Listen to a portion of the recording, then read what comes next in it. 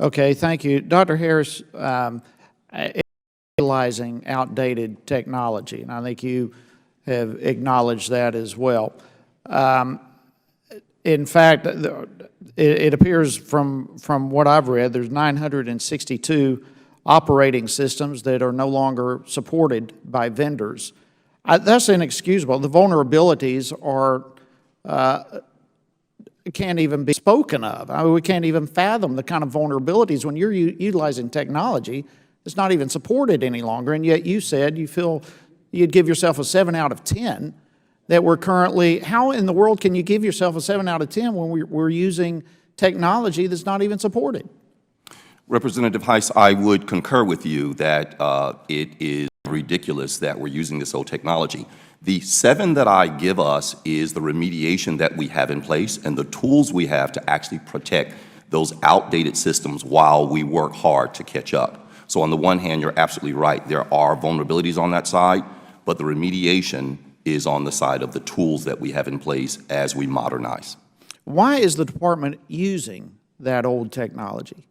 Why is it kept up with the times? Sorry, sir.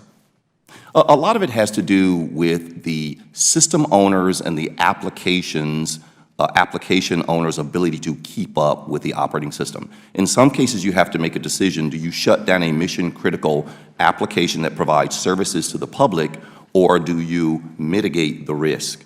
And more times than not, we mitigate the risk while we're trying to modernize. All right, so how long is it going to take to modernize? I don't have an answer to that, sir, across the entire platform, but I can tell you that we are working hard to do that modernization. All right, so we're going to continue to have vulnerabilities for an indefinite period of time. I think we will, sir, and I think what we have to do is work hard to make sure that we have tools in place that mitigates that risk. Okay, work hard sounds fine, Dr. Harris, but what does that mean? When can we expect the system to be secure? We have tens of millions of people whose lives and personal information is at a potential high risk as it relates to vulnerability, and your answer is we're going to work hard. When is the vulnerability going to be removed?